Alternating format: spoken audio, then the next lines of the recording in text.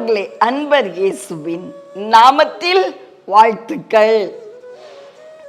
நம்முடைய கிறிஸ்தவ ஜீவியத்தில் மட்டும்தான் பலவீனத்தை குறித்து பெருமை அடைகிற ஒரு காரியம் சொல்லப்பட்டிருக்குது.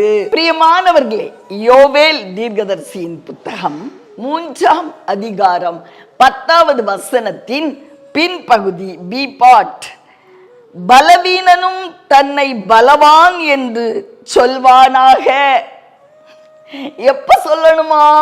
யோவேல் தீர்க்கதரிசி சொல்லுகிறார், யூதாவையும் இஸ்ரவேலையும் பார்த்து, உங்களுடைய எதிராளிகளோடு யுத்தம் பண்ண நீங்க ஆயத்தமாகுங்க. பலவீனன் கூட தன்னை பலவான் அப்படின்னு சொல்லி எழும்புவானாக.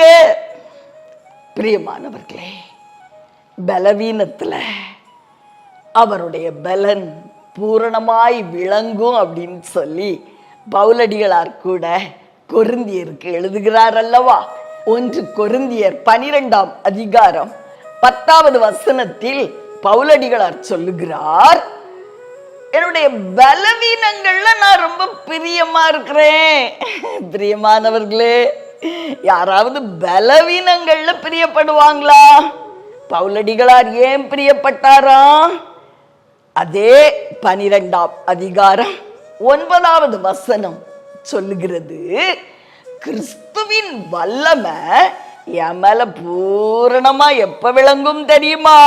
நான் பலவீனனா இருக்கும் போதுதான் அவருடைய வல்லமை என் மேல விளங்கும். ஆதலால் என் பலவீனத்தை குறிச்சு நான் சந்தோஷப்படுறேன், என் பலவீனத்தை குறிச்சு நான் பிரியப்படுறேன் அப்படின்னு பவுலடிகளார் சொல்லுகிறார். நான் பலவீனமா இருந்தா தானே அவருடைய பலத்தை பார்க்க முடியும். பிரியமானவர்களே, இங்கு யோவேல் தீர்க்கதரிசி கூட சொல்லுகிறார், நீ பலவீனமா இருந்தால் கூட இஸ்ரவேலே, யூதாவே, உன்னை பலவான்னு சொல்லி நீ எழும்பு. உன்னை பலப்படுத்துகிறவர் உனக்கு பலனா இருப்பாரு, உன்னுடைய பலனா இருப்பார். அவர் தான் உன்னுடைய பலன், அவர் தான் உன்னுடைய பலன்.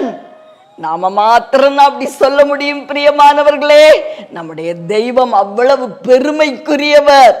நம்முடைய பலவீனங்கிற அந்த கேப் இருக்கு பார்த்தீங்களா, அந்த இடைவெளி, அது அப்படியே நிரப்பி விடுவார். தன்னுடைய பலத்தால் நிரப்பி விடுவார். நம்ம பலசாலிகளா மாறுவோம். என்னுடைய வாழ்க்கையில் கூட நான் அந்த அனுபவத்துல பார்த்திருக்கிறேன். பிரியமானவர்களே, பலவீனமான பேசக்கூட முடியாத நேரங்கள்ல கூட அவர் என்னை வல்லமையா எடுத்து பயன்படுத்துவதை நான் பார்த்திருக்கிறேன்.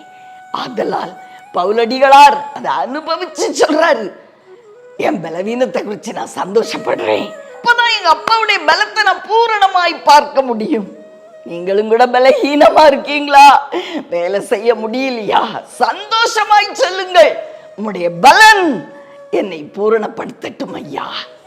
என் பலஹீனத்தை குறித்து நான் கவலைப்பட மாட்டேன். உன் கிருபையினால் உங்க பலத்தை என் மேல பூரணமா வைக்கிற நேரம் இதுதான், இந்த நேரம் தான். உங்க கிருபை எனக்கு காண்பீங்கன்னு சொல்லுவோமா? பிரியமானவர்களே, அப்படியே செய்வார். உங்களுடைய பலவீனத்தில் அவருடைய பலன் உங்களை பூரணர்களாய் முழுமையா மாற்றும். உங்களுக்காக ஜெபிக்கட்டுமா?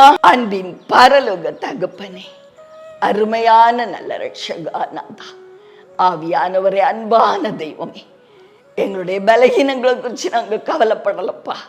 ஏன்னா இந்த உலகத்துல எங்களுக்கு நியமித்திருக்கிற நீங்க ஓட்டத்தை நாங்க ஓடி முடிக்கிற வரைக்கும் உம்முடைய பலன் எங்களை பூரணப்படுத்தும்.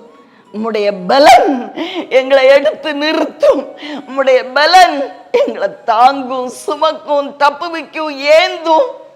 அப்பா, உம்முடைய பலத்தினால் எங்களை பூரணப்படுத்தும். நாங்க பலவீனன்னு சொல்ல மாட்டோம் ஐயா. பலவான்களாய் உம்முடைய கிருபை எங்களை மாற்றிட்டப்பா.